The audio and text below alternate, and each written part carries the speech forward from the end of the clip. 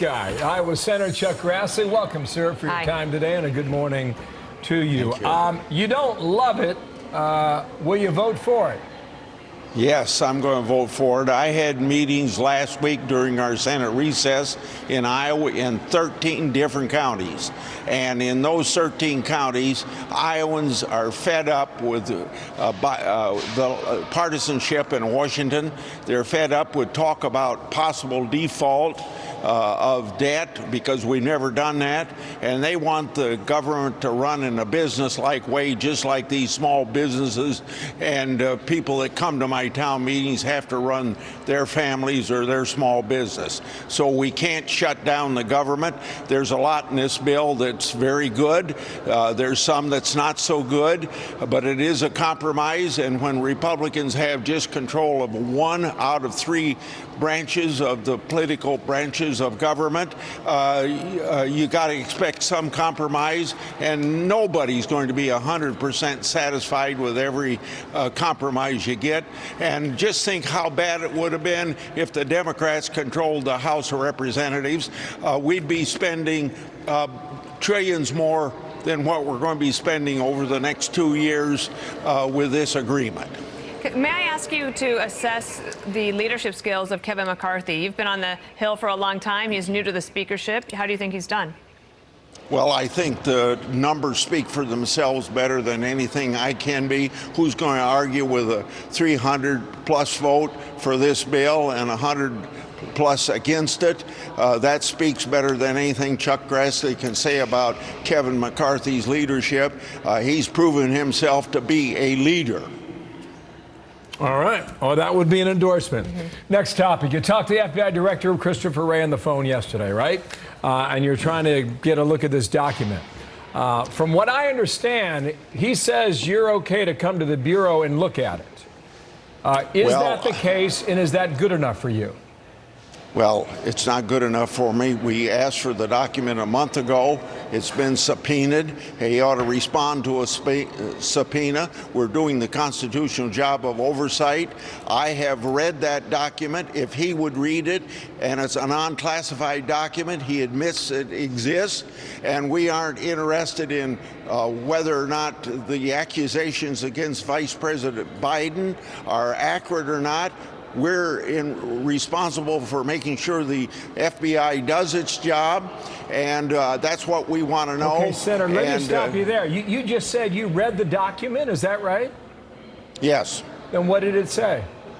Well, I'm not going to characterize it. We're going to make it public when they get it delivered to us. But if he would read it, he would know that all the excuses that he's giving us, that he wants to protect sources, and that's important to protect sources, but that's not an issue with this document the way I read it, and he ought to come forth.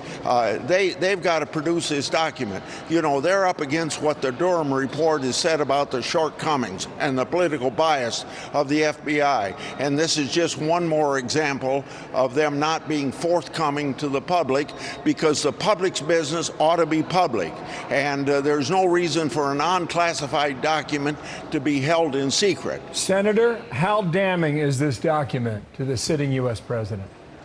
Well, it's I don't know that, and that's what we need. But you've read it. I read it.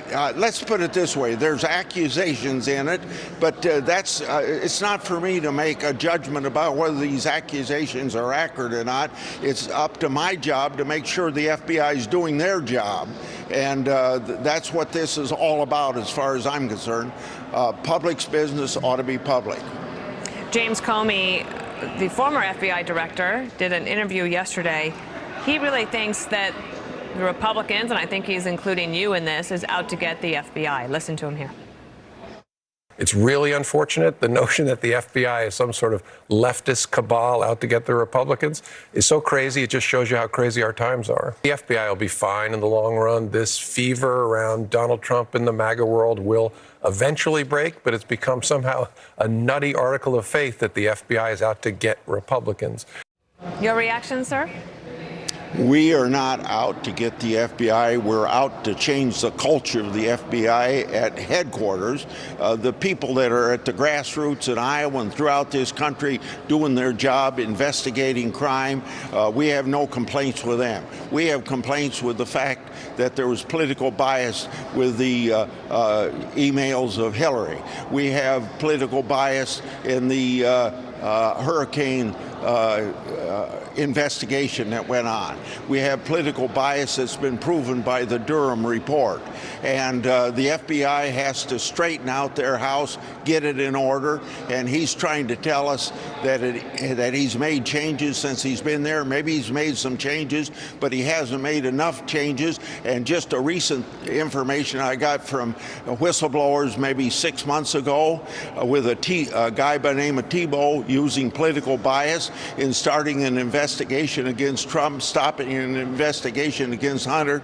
That guy's no longer with the FBI. I talked to Ray about it, so Ray is willing to take some action to make some changes when he took Tebow off of that investigation job that he had, and he needs to do more. And producing this unclassified document that he admits exists, just turn it over to us and honor the subpoena, honor the constitutional responsibility of Congress. He's given information, either leaked or directly given, of classified documents, and maybe even exposing the name of a confidential source to the New York Times.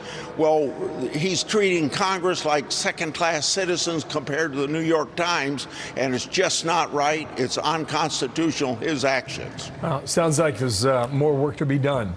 Senator, please come back. Thank you for your time. Thank you. I'll be with you anytime. Goodbye.